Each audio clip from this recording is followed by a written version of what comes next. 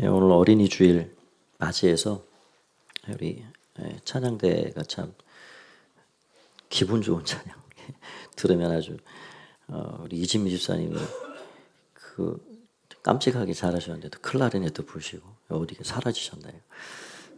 감사합니다. 오늘 어린이 주일인데 그냥 우리 큐티 본문을 따라서 이렇게 좀 말씀을 준비했고요. 또 살짝이나마 또 자녀들을 어떻게 양육해 가야 할지 이제 말씀을 좀 이렇게 잘 새겨 들으시면 될 것 같습니다.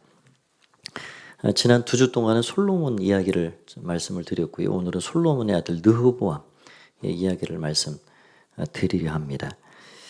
르호보암의 오늘 읽은 이 본문을 이해하시려면 배경 지식이 좀 필요합니다. 오늘 이 사건이 도대체 어떻게 해서 여기까지 오게 되고 이 굉장히 큰 사건이거든요. 이스라엘 열왕기 그 역사에 나라가 남북으로 갈리는 이 굉장한 기로점에 있는 사건입니다. 어떻게 하다 나라가 이 지경이 됐는가? 우리 주사님 기도하셨지만 70년이 넘도록 우리가 남북으로 갈린 전 세계 유일한 분단 국가로 있는 우리도 통일이 소원이잖아요. 그런데 나라가 하나가 됐는데 갈라졌다. 참 아픈 일이지요. 솔로몬이 다스리던 40년 동안을 생각을 해보면 솔로몬은 어마어마한 건축을 많이 했습니다. 성전과 왕궁과 뭐 그뿐만이 아니죠. 우리가 앞쪽에 읽어보면 참 많은 것들을 건축했는데 건축에 필요한 것은 재정과 인력입니다. 그래서 많은 노역과 세금을 중대하게 백성들이 감당을 했지요. 화려하게 그지으면 왕궁생활, 그 화려함의 극치를 달리는 만큼 백성들의 삶은 쪼그라들고 곤고함이 더 깊어져 간 것입니다. 그래서 결국 솔로몬이 죽고 나서 아들 르호보암이 왕이 됐을 때 유다 지파를 제외한 10지파, 베냐민은 유다에 함께 붙었지만 그들 안에 있는 그런 불만, 갈등 이런 것들이 이제 폭발하기 직전이었습니다. 특별히 또 왕궁의 음식을 솔로몬이 정책상 어떻게 그걸 부과시켰냐면 권역을 12개로 나눠서 한 달씩 왕실에서 쓸 음식을 다 대게 했습니다. 근데 거기 유다 지파는 면제를 시켜 주었죠. 이런 저런 모든 것들이 다 나머지 10지파에 대한 이 불만사항을 아주 증폭시켜 놓은 것입니다. 북쪽 지파의 그런 대표들이 모였습니다. 그 수장은 여로보암입니다. 르호보암, 여로보암 자꾸 이래 나오니까 이게 형제인가 하지만 형제가 아니고요. 전혀 다른 사람입니다. 솔로몬 왕을 대적해서 애굽에 내려갔다가 다시 올라온 여로보암이 그 대장이 됐고 10지파의 그런 지도자들이 모여서 세겜 땅에서 르호보암과 협상 테이블에 앉았는데 결국 그 협상의 요지는 뭐냐? 당신의 아버지 솔로몬이 우리를 너무 무겁게 했습니다. 당신이 왕이 되어서 그 짐을 좀 덜어주십시오. 우리가 짐을 안 지겠다는 것은 아닙니다. 우리의 요청을, 이 정말 마음의 고통을 들어주십시오. 그러면 우리가 당신을 섬길 겁니다. 당신의 종이 될 것입니다. 그렇게 했단 말이죠. 그래서 결국 이 르호보암은 굉장히 고압적인 자세로 백성들을 듣지 않고 자신의 자리만 그렇게 생각하면서 백성들의 말을 묵살시키고 결국 자신의 뜻과 고집을 이야기하면서 나라가 갈라져 버리는 이런 일들이 일어나고 마는 거죠. 오늘 이 이야기를 통해서 우리는 어떠한 리더십을 가진 사람이 되어야 하는가? 또 우리가 다 리더의 자리, 또 누군가는 보살피고 이끌어가는 사람들로 서 있습니다. 부모가 그런 자리고요. 또 교회에서 맡은 직분과 직책이 바로 그런 것들이고요. 그래서 오늘 이 이야기를 통해서 몇 가지 사항을 좀 함께 생각을 해보도록 하겠습니다. 첫 번째는 부르심의 목적을 알아야 한다 하는 것입니다. 하나님께서 많은 사람 중에 르호보암을 왕으로 세우셨습니다. 솔로몬의 아내가 1000명이라 그랬는데 거기서 나온 자녀들이 얼마나 많았을까요? 그런데 그 자녀들 가운데 뽑고 또 뽑고 똘똘하다 말할 만한 사람을 후계자로 세웠을 텐데 르호보암은 그래서 많은 사람 중에 택함을 받은 사람입니다. 그러면 아버지가 나를 왕으로 세우셨을까? 하나님이 왜 나를 왕으로 세우셨을까? 라는 부르심의 목적이 있는 것이지요. 이스라엘 나라의 왕이라는 건 하나님이 대리자와 같은 성격을 가지고 있습니다. 하나님이 나를 통해서 이 백성을 어떻게 이끌어가길 원하시는가? 이 왕이라는 사람은 무슨 자리입니까? 왕이 도대체 뭐 하는 사람입니까? 백성이 왕을 위해 존재하는 것이 아니라 왕이 백성들을 위해 있어야 하는 것이 맞죠. 왕은 백성들이 마음 편안하게 평안을 누리며 살아가도록 만들어줘야 하는 것이고, 그래서 군사력도 필요하고 안보 정책을 잘 쓰고, 무엇보다도 이스라엘은 제사장 나라 택한 선민이기 때문에 하나님을 잘 경외하고 말씀 위에서 그들이 하나님을 잘 모시고 경외하고 그 은혜와 복을 약속대로 잘 받아 누리게 하는 일에 이 왕이 그 가는 걸음걸음을 잘 이끌어 줘야 되는 거예요. 왕이 어떤 애에 따라서 백성들은 왕이 하는 거 다 보고 신하들도 보고 이리 갔다 저리 갔다 하잖아요. 그러면 왕은 그런 중차대한 부르심의 자리 가운데 있는 겁니다. 그런데 이 르호보암은 자기 왕자, 아버지가 누렸던 그 영광, 그거 잃기를 원치 않았습니다. 아버지가 누렸던 그 영광 얼마나 보기 좋아요. 얼마나 화려해요. 풍요로움의 극치, 사치의 극치. 그러니 백성들이 세금을 줄여주세요. 노역을 줄여주세요. 우리 힘들어 죽겠습니다. 들을 마음이 없습니다. 세금을 줄이면 왕실의 규모도 줄어들 것이고, 그러면 아버지가 누렸던 그 영광도 다 자기는 누릴 수가 없는 거죠. 변하기 싫다는 거예요. 아버지가 해왔던 그대로. 그게 좋은 모습은 아니죠. 그럼 하나님께서 이스라엘에게 말씀하신 그 통치 체제는 뭐냐면 신정국가입니다. 하나님이 친히 왕이 되셔서 다스리는 국가예요. 거기는 제사장만 필요해요. 제사장이 권력자들은 아니죠.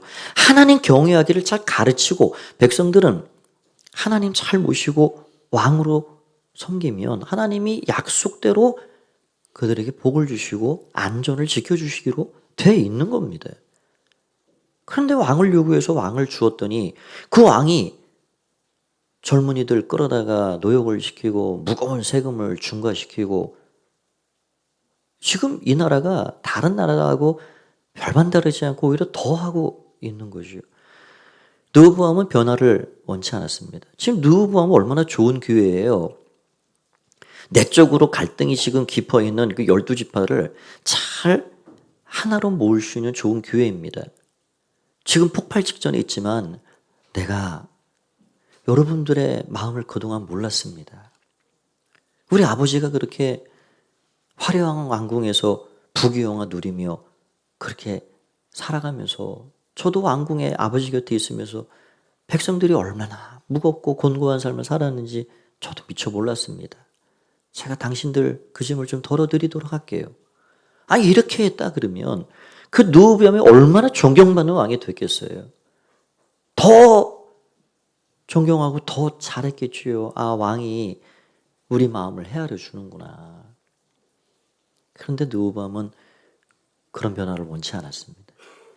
여러분, 변화라는 것은 헌신과 희생이 따르게 돼 있지요.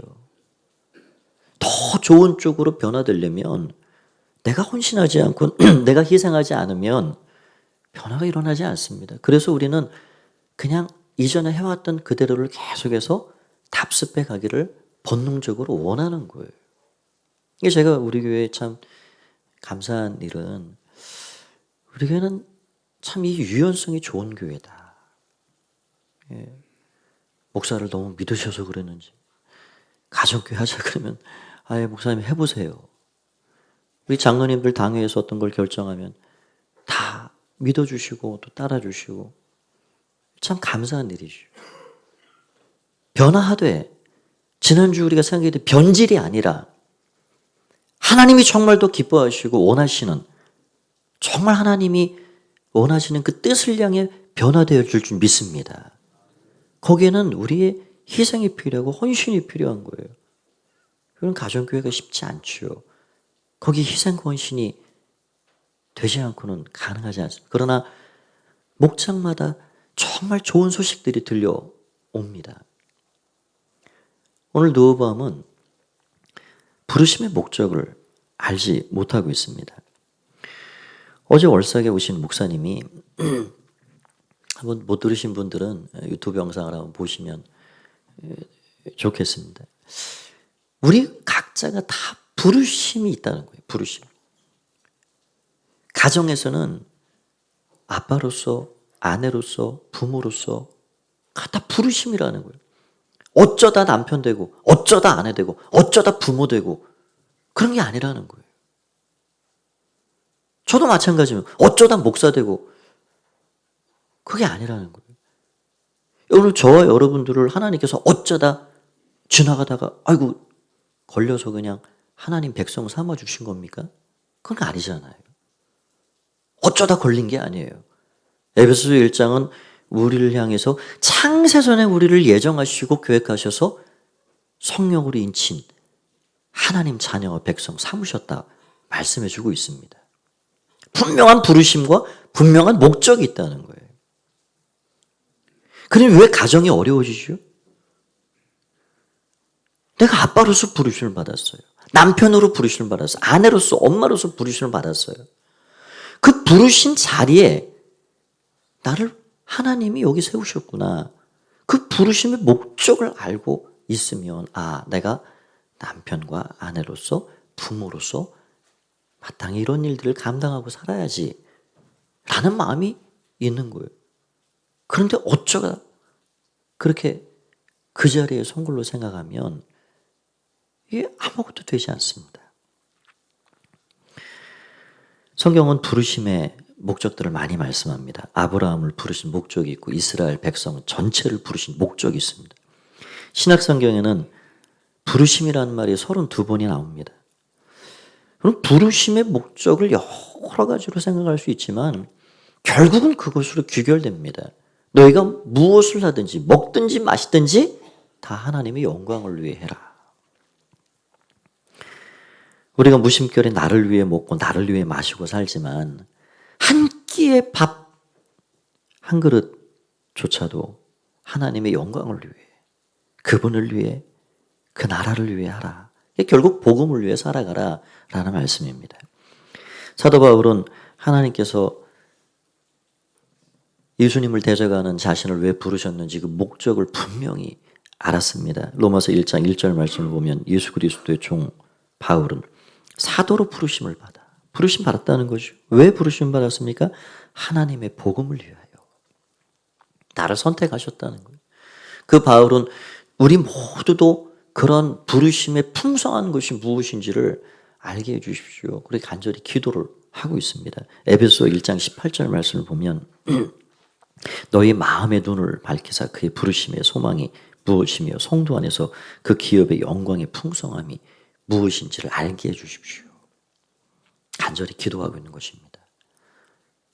우리를 부르신 그 부르심의 풍성한 것, 우리는 지금 다 알듯 말듯해요. 성경을 읽어보면 참 놀라운 은혜구나 라는 걸 조금 맛보기로 알지만 아마 우리가 하나님 나라 거기 가서는 정말 너무너무 놀라리라 생각이 됩니다.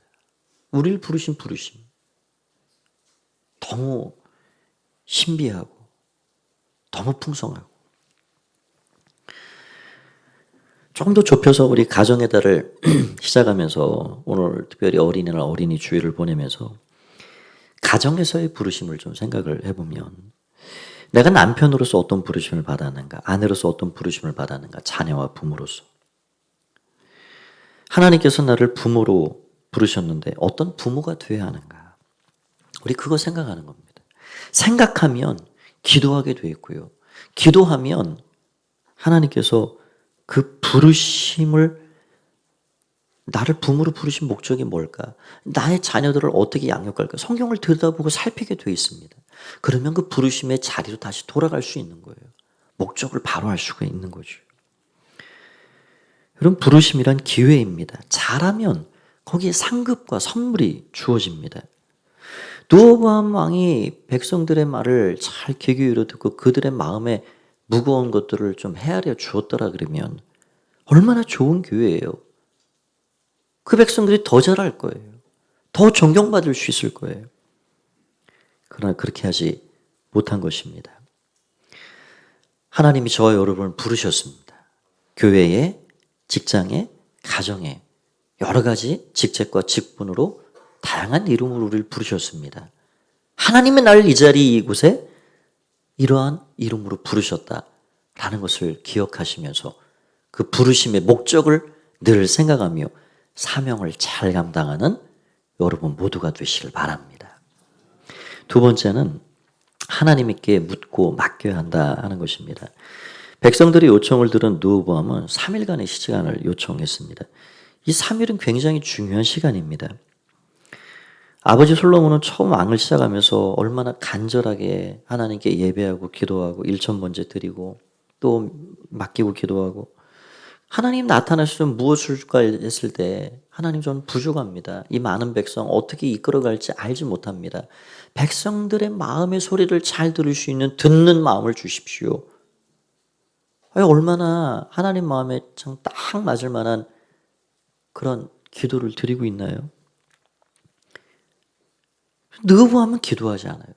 우리가 성경을 계속해서 읽어봐도 르호보암이 하나님께 기도했다라는 표현이 없습니다. 볼 수가 없어요. 두 그룹의 자문단을 선정해서 거기에 묻고 있는데 그건 잘한 거죠. 본인 알아서 스스로 선택하지 않고 자문단의 소리를 들어보니 그건 잘한 것입니다. 그러나 최선의 선택은 믿음의 사람이 해야 할 최선의 선택은 바로 하나님께 묻고 하나님께 기도하는 겁니다. 여러분 신자들의 삶은 그렇게 해야 합니다. 기도하고 사람을 만나는 거예요. 하나님께 믿고 맡기고 그리고 하나님 저는 깨닫지 못하고 참 알 수 없습니다. 사람들을 통해서라도 말씀해 주십시오. 기도하고 사람 찾아가는 거예요. 신자들은 기도하고 병원 가는 거예요. 기도하고 상담하고 기도하고 우리의 계획을 짜 나가는 것입니다. 우리가 그렇게 하나님께 구하고 기도하고 맡기고 나가면 하나님은 막을 것을 막아주시고 더 좋은 길로 그 걸음을 이끌어 주시는 분입니다. 르호보암은 기도하지 않으니 지혜가 없고 두 자문단의 소리를 들었지만 최악의 것을 선택합니다. 여기 13절 14절을 보십시오. 어떻게 합니까? 같이 한번 읽어볼까요? 시작. 왕이 포악한 말로 백성에게 대답할세 노인의 자문을 버리고 어린 사람들의 자문을 따라 그들에게 말하여 이르되 내 아버지는 너희의 몽해를 무겁게 하였으나 나는 너희의 몽해를 더욱 무겁게 할지라 내 아버지는 채찍으로 너희를 징계하였으나 나는 전갈 채찍으로 너희를 징치하리라 하니라. 지금 백성들에게 아주 안 좋은 젊은 그룹의 그 이야기를 선택해서 말을 하고 있는데 결국 결과가 어떻게 됩니까? 두둥강이 나버리는 거예요. 완전히 협상 테이블은 깨져버렸습니다. 열지파들이 완전히 돌아서게 됐고 좋은 기회를 놓쳐버립니다. 이게 참 얼마나 안타까운 일인가요? 그 할아버지 다윗이 그 12지파의 갈등 상황을 봉합하기 위해서 정말 부단히 애를 썼습니다. 다윗이 정말 잘한 점이 바로 그런 거예요. 포용의 정치를 했어요. 가시 같은 사람들 곳곳에서 일어나도 우리가 시편 읽어보면 정말 다윗이 얼마나 무고한 고난을 많이 당했는지 모릅니다. 그러나 사울 왕을 비롯해서 심의 온갖 사람들을 다 포용합니다. 사랑의 정치를 했어요. 그래서 다윗이 그렇게 봉합해서 12지파가 한 마음, 한 나라가 되어서 40년간 잘 안정을 시켜놓고 그 덕을 누가 본 거냐? 솔로몬이 40년간 보게 된 겁니다. 그러니 80년 동안 공두탑이 잘 세워졌습니다. 그런데 지금 르호보암이 3일 만에 이 공든탑을 와르르 허물어뜨리고 마는 것입니다. 여러분, 세우기는 어려워요. 잘 세우기는 어렵지요. 그러나 무너지는 일은 한순간입니다. 여러분, 이게 위기지요. 르호보암에게 찾아온 위기입니다. 그렇죠? 위기예요. 지금 북쪽 지파 사람들이 지금 심상치 않게 다가오고 그것을 협상하자고 하는 거예요. 그런데 그 위기를 잘 극복하면 더 좋은 일이 생기는데, 위기가 기회가 되는데 그렇게 하질 못하고 있는 것입니다. 우리의 삶에도 위기가 찾아옵니다. 제가 어제 청년 한 명하고 식사를 했는데요. 주변에 조금 공부하기도 어렵고 또 가족 중에 좀 어려운 일도 생기고 이게 그러더라고요. 목사님, 전 천국에 빨리 가고 싶어요. 인생이 왜 이렇게 힘든지 모르겠어요. 그래서 제가 뭐라고 얘기했겠습니까? 앞으로 살 날이 창창한데 천국에 지금 빨리 가자고 그러면 어떡하냐. 제가 이런저런 이야기를 하면서 너무 잘하려고 하지 마라. 그리고 너무 큰 꿈을 꾸지 말아라. 여기 우리가 꿈을 꾸고 비전을 세우는 건 반드시 필요합니다. 그런데 결국 우리를 평생 만족시키지 못하고 살게 하는 그 원인은 우리의 어떤 욕심이에요. 욕심. 욕심이 뭔지를 잘 분별해야 되죠. 그래서 너무 잘하려고 해도 힘들고 뭘 크게 해보겠다 그런 것도 여러분 잘 분별해야 합니다. 그래서 제가 힘을 좀 빼고 살라 그랬어요. 힘을 빼고 살아라. 주어진 상황에서 하나님의 은혜를 구하고 최선을 다하면 그러면 된다. 하나님이 우리를 고통을 피하게 하시진 않으십니다. 그러죠? 우리의 삶에는 위기가 계속 찾아와요.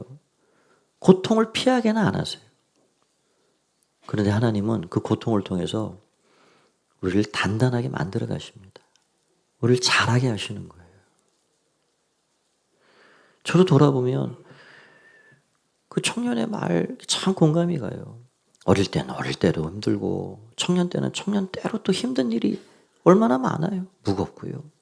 어른이 돼서도 이런저런 인생의 짐은 더 가중되는 것이고 어떤 사람이 그 위기를 하나도 안 만나고 삽니까? 피할 수도 없고 내 마음대로 내려놓을 수도 없습니다. 그런데 거기서 내 힘을 너무 주어서는 안 돼요. 내 걸음걸음을 하나님께 맡기고 믿고 그렇게 기도하고 가장 좋은 것 하나님을 선택하고 하나님 말씀을 붙잡고 순간순간 내 상황에서 최선을 다해서 그래서 하는 거예요. 일상의 감사를 잃지 말고. 저 여러분이 정말 소박하지만 충만한 감사가 있고 무엇을 하든지 하나님의 영광을 위해 살아갈 줄 아는 그런 하나님의 사람들이 되면 좋겠습니다. 그래서 기도하고 사는 거예요. 에스더서를 보면 에스더가 르호보암처럼 똑같은 3일간을 만나게 됩니다. 페르시아 제국의 사악한 하만에 의해서 유다 백성들이 전멸당할 위기를 만났을 때 르호보암은 하나님을 찾지도 않고 기도하지 않았지만 에스더는 목숨을 걸고 기도합니다. 모르드게에게 온 백성이 함께 기도해 주시기를 요청해 주십시오. 그냥 기도한 것만이 아니에요. 금식하면서 기도했습니다. 온 백성들이 나라의 위기 앞에 그렇게 3일을 보냈어요. 그러니 하나님이 하시는 대역전 드라마가 어떻게 귀결이 됐는지 우리는 너무 잘 압니다. 르호보암은 하나님께 나아가지도 않았고 기도하지도 않았지만 에스더는 하나님을 찾고 기도했을 때 하나님께서 더 귀한 것으로 그의 삶을 채워주시는 것을 보게 됩니다. 저와 여러분들이 늘 하나님의 말씀 위에서 하나님의 것을 선택하고 믿고 맡기고 기도하며 살아가는 삶이 되기를 주의 이름으로 축원드립니다. 마지막 세 번째입니다. 공감해주고 섬겨야 합니다. 르호보암에게서 볼 수 없는 것은 백성들을 향한 공감입니다. 그 마음을 헤아려 주지 못합니다. 그가 왕으로서 아버지가 누렸던 것처럼 자신이 누려야 할 것만 생각했지 백성들의 눈물과 고통을 헤아려 주고자 하는 마음 자체가 없어요. 그러니 원로들의 그 자문이 얼마나 좋아요. 그거 선택했으면 이 문제가 잘 봉합이 되고 앞으로 왕으로서 정말 잘해 갈 수가 있습니다. 그 원로들의 조언이 무엇이었습니까? 왕이시여, 왕께서 백성들의 소리를 좀 들어주십시오. 안 섬긴다는 것이 아니지 않습니까? 그것 조금 짐을 가볍게 해주십시오. 그러면 왕이 백성들을 섬기는 마음으로 그렇게 하면 백성들은 왕을 정말 잘 섬길 겁니다. 당신의 종이 될 것입니다. 이게 얼마나 놀라운 해안이요 지혜입니까? 그런데 그 소리를 듣지 않아요. 그러니 백성들의 소리를 듣지 않으니 백성들도 왕의 소리를 듣지 않는 것입니다. 전갈채찍으로 너희를 다스릴 것이고 더 무겁게 하겠다. 마치 정신 상태가 해이해진 사람 다루듯이 엄포를 놓고 으름장을 놓고 너희들이 지금 배가 불러서 그러는구나. 가서 일해라. 다그치듯 말하고 있습니다. 그래서 참 어리석고 나쁜 왕이죠.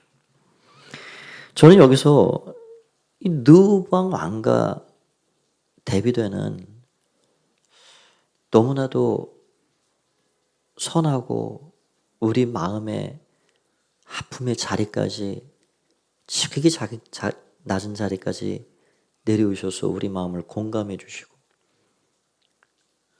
우리를 불쌍히 여기시는 긍휼의 마음으로 우리의 그 고통을 다 헤아려 주시는 정말 선한 그 한 분, 우리의 진정한 왕 되신 예수님을 생각해 보게 됩니다. 솔로몬과 르호보암은 으리으리한 황실에서 더할 수 없는 화려한 삶을 누렸습니다. 백성들의 삶은 점점 쪼그라들고 피폐해지고 곤고하고 여러분 우리 집사님 기도하셨지만 저 북녘 땅을 생각하면 참 그렇지 않나요? 일부 기득권 권력층들이 그 평양에서 자기들끼리만의 화려함의 극치를 누리고 그 영광을 누리고 살아가는데 수많은 우리의 피를 나는 형제 자매들은 점점 그 삶이 쪼그라들고 곤고하고 무겁고 거기에 불만을 조금 표현할 것 같으면 반동분자가 되고 탄광에 갇히고 지금 르호보암이 하는 지금 행위 자체가 그런 것입니다. 자신의 영광 그 안위를 위해서 백성들을 더 무겁게 하겠다는 거예요.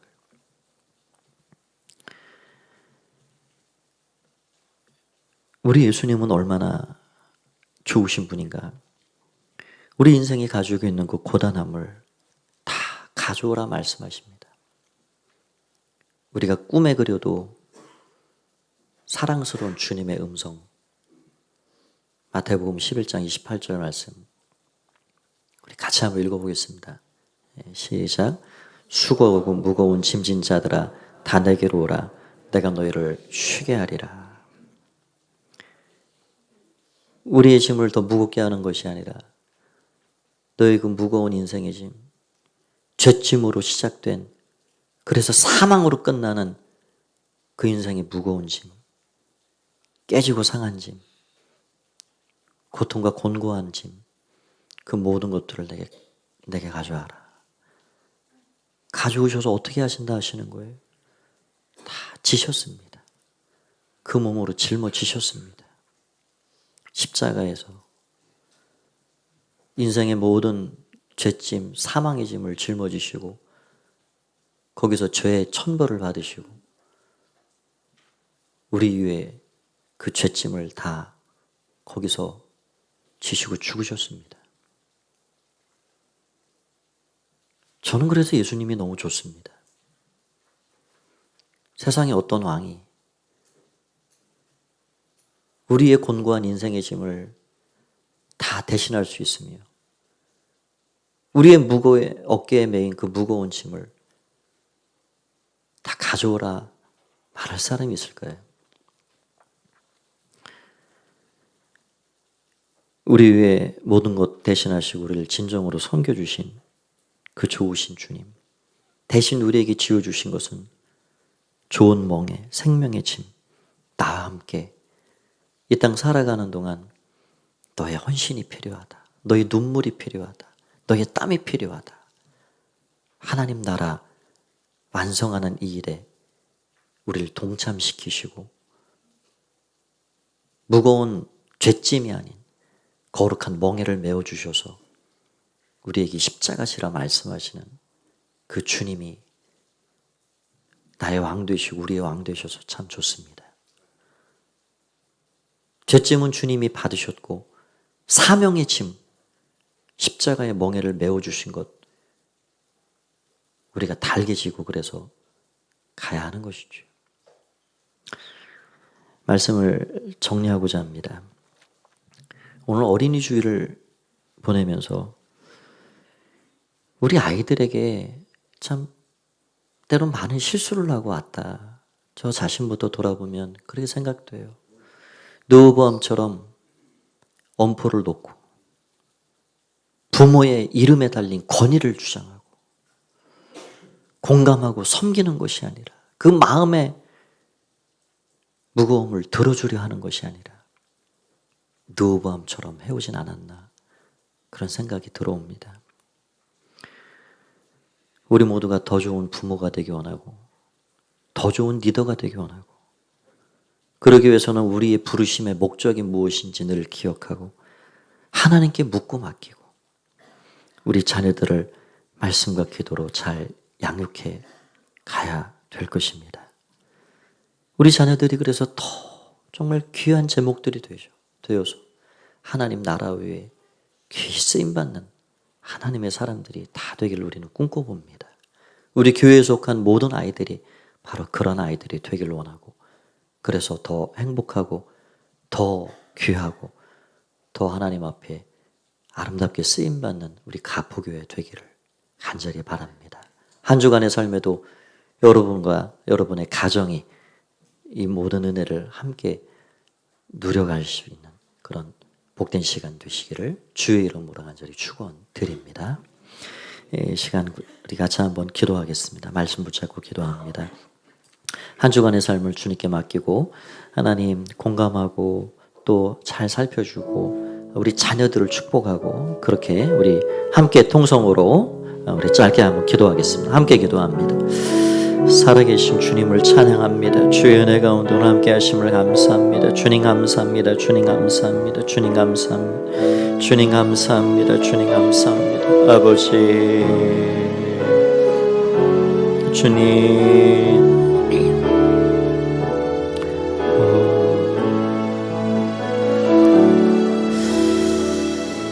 살아계신 주님을 찬양합니다. 오늘 우리의 마음을 올려드리오니 주님 받아 주시옵소서. 느호보암 이야기를 통해서 나를 아빠 되게 하시고 남편 되게 하시고 아내 되게 하시고 부모 되게 하신 하나님의 부르심이 도대체 무엇인지 우리가 잊지 않게 해주십시오. 하나님께 믿고 맡기고 기도하며 최선의 것을 선택해 살아갈 수 있도록 도와주시고 잘 공감하며 섬김을 다해가며 정말 좋은 부모로서 더 좋은 리더로서 그렇게 주님 앞에 살아가는 주의 백성들이 다 되게 하여 주십시오. 오늘 우리와 함께 하신 주님께 감사와 영광을 올려드리오며 예수님의 이름으로 기도하옵나이다. 아멘. 이 시간에 우리 상 공부를 수료한 분들 나오셔서 소감 나눔 시간을 갖도록 하겠습니다. 좀 빨리 나오실까요? 1부에 오신 분들도 계시고 2부에 지금 참여하신 분들 계십니다. 나오시죠. 다 나오십시오. 수료하신 분들 다 나오셔서 뒤에 서 계시면 되겠습니다. 마이크 좀 준비해 주시고 21명이 이번 사기에 수료를 하셨는데 많은 분들 청년들 포함해서 하게 되셨습니다. 너무너무 잘들 하셨고요. 우리 소감 나눔 짧게 우리 이세화 집사님 또 한창세 청년 그렇게 이어서 하도록 하겠습니다. 시작해 주실까요? 네, 한번 박수 한번 해주시죠. 네, 할렐루야. 반갑습니다. 이세화 집사입니다. 먼저 부족한 저를 간증이란 자리를 허락해 주신 하나님께 감사와 영광을 올려드립니다. 처음 삼공부를 권유받았을 때 새신자인 저는 적응을 잘 해내가기 위해서 아무것도 모르고 하겠다 했습니다. 올해 40이자 모태신앙인 저는 그동안 제대로 된 신앙훈련을 받지 못해 순종하지 못해서 신앙생활이 아닌 그저 종교인으로서 살아왔던 것 같습니다. 2024년 새해에 기도를 할 때 즉각 순종하라는 마음을 하나님께서 주셨습니다. 그 마음에 순종하기 위해서 제4기 생명의 삶 공부를 듣게 되었습니다. 나의 각오와는 달리 진도표를 보니 12주 과정에 시험까지 아주 잘못 왔구나 이런 생각도 잠깐 들었습니다. 목사님 말씀을 듣고서 집으로 돌아가 과제이자 피해갈 수 없는 성경 요약하는 첫 시간이 다가왔습니다. 머릿속에서 쥐가 내리고 제 형부이자 목사님이신 형부께 전화를 걸어 형부 요한복음 1장 말씀에서 뭐가 중요한지 요약 좀 부탁드린다고 설교 좀 해달라고 꼼수를 부렸습니다. 돌아오는 답변은 머리 굴리지 말고 직접 해. 성경을 읽고 또 읽어. 라는 형부의 말씀에 잠깐 서운했지만 제 신랑이자 삼공부 동지인 김민기 집사님과 함께여서 용기를 내어 말씀을 읽어내려 가기 시작했습니다. 요한복음을 처음 읽는 게 아닌데 요약을 위해 집중해서 읽다 보니 태초에 하나님이 계셨고 예수님이자 하나님이시고 그분은 빛이시고 하나님이 보내신 아들 예수님, 그 이름을 믿는 자들에게 하나님의 자녀가 되는 특권을 주셨고 영원한 생명을 주셨다. 계속하여 진리를 말씀하시는데 사람들은 정말 지독하게도 부인하고 귀신 들린 자를 모욕까지 하고 죽이려 드는 유대인과 바리새인들. 내가 그 현장에 있었다고 달라졌을까? 바리새인과 너무도 닮은 내 모습. 나도 똑같다. 다만 부활의 생명, 이미 완성하신 예수님을 믿을 수 있어 감사할 뿐이네. 영광 받으시기에 합당하신 예수님, 그분을 오늘도 신뢰하고 찬양드리기를 원합니다. 라는 고백이 나왔습니다. 처음은 힘들었지만 말씀에 집중해 갈 때 깨달음이 있고 요약 또한 어려운 게 아닌 하나님이 하시고자 하는 말씀을 보는 눈을 열어주신 것 같습니다. 구원에 확신이 있는지 없는지 말로는 있다고 하지만 내 깊은 내면을 들여다봤을 때 불안했던 마음. 그러나 삶 공부를 통해 예수님이 우리 손을 붙잡고 있으므로 우리는 절대 구원을 잃을 수 없고 구원받은 사람이 사는 것은 내가 아닌 내 안에 계신 예수 그리스도가 사시는 것임을 깨닫게 되어 감사했고 또 그 말씀을 믿습니다. 마지막 과정으로 시험이 있었는데요. 시험 울렁증이 있는 저는 살짝 긴장을 했지만 지혜 주시는 하나님을 경험하고 신앙적 의문과 체계를 확립해가는 귀한 시간이 되었습니다. 앞으로도 성경 말씀과 상공부 교재를 지침 삼아 뒤돌아서면 잊어버리고 약하여 넘어지는 내 믿음 생활에 확신을 가지고 살아가리라. 그리고 헌신하며 살아가리라는 마음을 가져봅니다. 생명의 삶 공부를 무리 없이 마치게 해주신 하나님께 감사드리고 긴 간증을 들어주신 성도님들께 감사드립니다. 아직 삼공부를 듣지 못한 성도님들께 추천합니다. 이 귀한 은혜를 함께 누리시길 축복합니다. 감사합니다.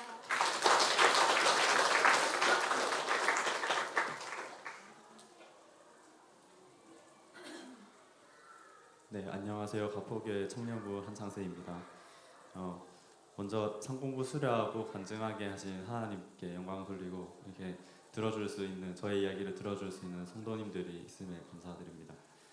네, 상공부를 이제 시작할 때 가장 서론에 나온 첫 질문이 이제 예수님께서 말씀하신 신앙생활 핵심은 무엇이라고 말씀하셨습니까? 사실 이 과정의 모든 핵심이 여기 있다고 저는 이렇게 동의가 되었어요. 그래가지고 마태복음 22장 말씀에 의하면 첫째로는 하나님과의 우리 수직적인 관계고, 둘째로는 그 이웃과의 수평적인 관계라고 말하거든요. 근데 우리가 이제 이것들이 회복되지 못했기 때문에 우리가 우리 성도로서의 삶을 잘 살아가지 못한다. 그래서 우리는 하나님과의 관계를 먼저 회복하고 이웃과의 관계를 회복할 때 우리 성도로서의 삶을 잘 살아갈 수 있다. 그래서 저는 이 질문과 이 답변에 동의가 되어가지고 이제 제 마음속에서 스스로를 질문을 해봤습니다. 내가 하나님과 어떤 관계로 있는지, 그리고 살아온 삶을 좀 되돌아보았을 때 하나님께서는 나를 사랑하셔가지고 여러 가지 방법으로, 여러 가지 표현으로 사랑을 저에게 부어주셨지만 나는 죄된 존재이기 때문에 이웃들에게 그 받은 사랑을 전하지 못했구나, 네, 이런 생각을 조금 하게 되었습니다. 그래서 그러고 나니까 그런 깨달음을 주시더라고요. 그래서 저는 그러면 앞으로 어떻게 해야 될까? 내가 이웃에게 사랑을 전하기 위해서는 어떻게 해야 될까? 이런 고민들이 있었는데, 이 상공부 과정에 이제 하면서 제가 이제 어떻게 보면 태어날 때부터 그 교회를 다니고 예배를 드리고 제 중학생 때 제 신앙 고백을 통해서 입교를 하게 됐는데, 이제 제 안에 말씀이 이렇게 중구난방 이렇게 막 정리되지 않은 방처럼 이렇게 많았던 것 같아요. 그러니까 성경이 이렇게 방대하게 있다 보니까 이게 참 정리가 잘 안 됐던 것 같아요. 이 말씀 저 말씀, 이 에피소드 저 에피소드 이렇게 막 섞여 있는 과정 가운데 상공부를 통해서 좀 제 마음 안에 있는 말씀들이 좀 정리가 되었고, 이제 그 12주 동안 23개의 주제가 있거든요. 그 주제를 통해서 내 안에 이렇게 쌓여있던 말씀들이 좀 정리가 되어서 어떻게 성도로서의 삶을 살아가야 되나, 이것들을 좀 정리하는 시간을 좀 많이 가졌던 것 같습니다. 그래서 이제 과정을 진행하면서 그 답은 이제 하나님과의 이웃과의 관계 회복과 그 사랑을 나누는 일에 말씀으로 알고 믿음으로 실천하자, 이런 결론을 내리게 되었습니다. 결국 이제 상공부 수료는 이제 말씀에 기반하여 하나님과 관계 회복하고 그 기초를 쌓는데 참 괜찮은 선택이었다, 네, 이런 생각을 들었습니다. 그래서 성도 여러분들께도 적극적으로 권해드리고, 특히 저와 같은 고민이 있으시거나 이렇게 초신자도 좋고 오래 다녔지만 말씀에 대해 이렇게 정리가 안 돼 있는 상태의 분이시거나 여러 가지 경우에도 참 괜찮은 길라잡이라고 생각이 되어서 꼭 참여해 보시면 좋겠다고 생각했습니다. 네, 이렇게 권해드리면서 마무리하겠습니다. 감사합니다. 네, 감사합니다. 두 분의 나눔 감사드리고요. 우리 수료자분들은 요 계단 뒤쪽으로 좀 올라오시면 좋겠습니다. 예, 찬양은 조금 이따 하겠습니다. 우리 유치부, 아동부 어린이들 입장에 뒤로 이렇게 계단으로 올라오시고요. 그 아이들 좀 서야 되니까 더 올라오십시오. 더 가까이 오십시오. 자, 입장해 주세요. 우리 아이들 들어올 때 오늘 어린이날인데 큰 박수로 한번 환영하겠습니다. 우리 장로님들께서는 준비된 목걸이, 간식 목걸이를 나오셔서 이제 걸어주시면 되겠습니다. 네, 반주도 해주시고요. 네, 감사합니다. 들어오세요.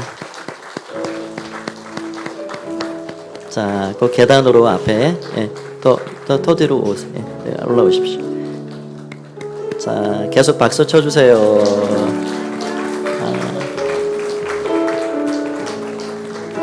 요즘 아동부 아이들이 부쩍 많이 늘었습니다. 30명 이상 이렇게 예배드리고 있고, 우리 유치부 아이들도 한 18명 예배드리는데 계속 들어오세요. 자, 들어오세요. 자, 우리 장로님들께서 나오셔서 목걸이 걸어주시면 좋겠습니다. 네, 환영해요. 축복해요. 아유, 아이들이 많습니다.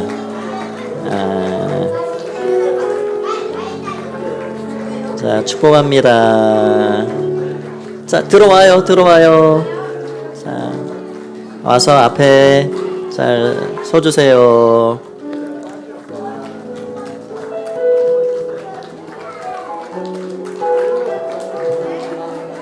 네, 우리 교회 꾸미고 우리 가정의 보배 같은 우리 아이들 너무너무 축복하고, 자, 이제 거의 들어온 것 같은데 앞으로 쭉 서주시고 선생님들도 옆에 서주시면 좋겠습니다.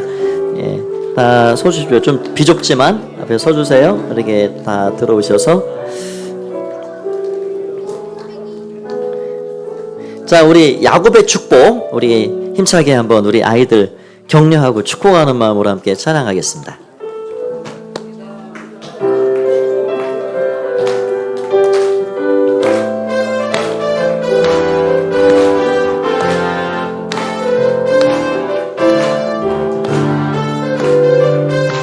너는 담장 너머로 뻗은, 너는 담장 너머로 뻗은 나무, 가지에 푸른 열매처럼 하나님의 귀한 축복이, 하나님의 귀한 축복이 삶에 가득히 넘쳐날 거야. 너는 어떤 시련이 와도, 너는 어떤 시련이 와도 능히 이겨낼 강한 발이 있어. 전능하신 하나님이 함께 하십니다. 전능하신 하나님께서 너와 언제나 함께 하시니. 우리 손 내밀어 축복합시다. 너는 하나님의 사람, 너는 하나님의 사람, 아름다운 하나님의 사람. 나는 널 위해 기도하며 내 길을 축복할 거야. 너는 하나님의 선물, 아름다운 하나님의 열매, 주의 품에 꽃 피운 나무가 되어줘. 우리 큰 박수로 한번 축복하겠습니다. 네, 축복합니다. 우리 아이들이 무럭무럭 믿음으로 건강하게 잘 자라가기를 많이 축복해 주시고 기도해 주시기를 바랍니다. 우리 부모님과 섬기고 수고하시는 모든 말씀 사역자, 우리 선생님들을 위해서 한번 큰 격려의 박수로 한번 드리면 좋겠습니다. 네, 감사합니다. 감사합니다. 아이들을 위한 선물이 있나요? 자, 선물 얼른 주십시오. 얼른 주십시오. 자, 아이들은 선물을 기다립니다. 예, 선물 얼른 나눠주시고요. 자, 시간 관계상 선물 나눠주실 때 우리 기대 찬양을 같이, 오늘은 우리 수료자들이 특성을 준비했는데 자, 선물 나눠주시고요. 여러분 다 함께 자리에서 일어나십시오. 다 함께 일어나셔서 우리 앞뒤좌우 한번 서로 인사 나누시면 좋겠습니다. 사랑합니다. 축복합니다. 한 주간도 주의 은혜 가운데 승리하시기를 바랍니다. 우리 오늘 수료자들 특송은 다 같이 하는 것으로 하겠습니다. 다 같이. 자, 우리 어린이들도 같이 찬양해요. 주 안에 우리인 하나 함께 찬양합니다.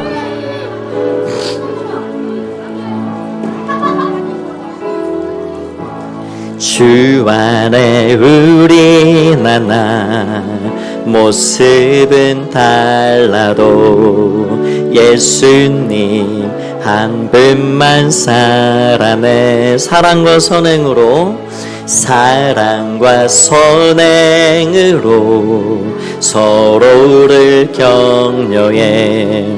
따스함으로 보듬어가. 주님 우리 안에, 주님 우리 안에 함께 계시니 형제 자매의 기쁨 기쁨과 슬픔 느끼네.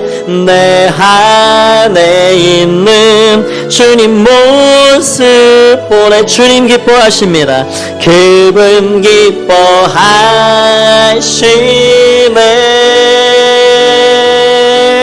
기쁨 기뻐하시네. 주님 우리 농에 계획하시니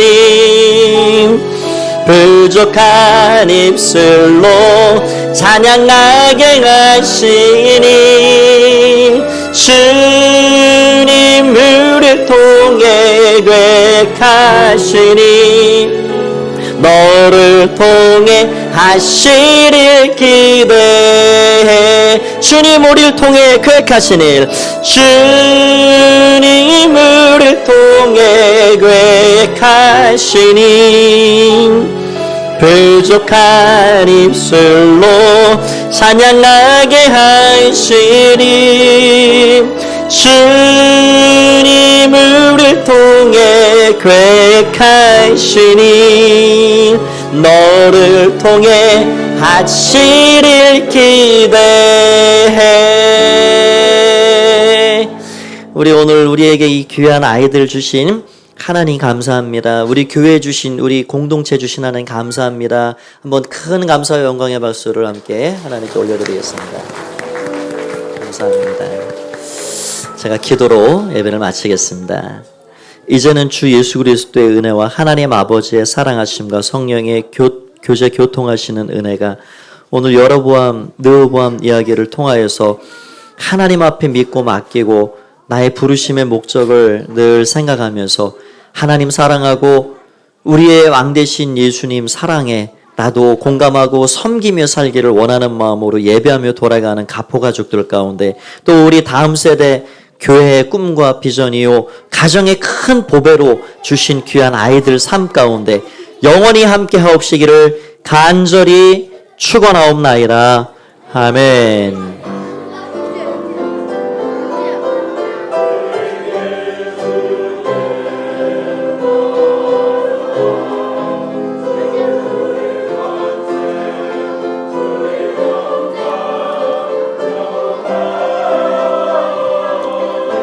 우리 아이들 사진 찍읍시다.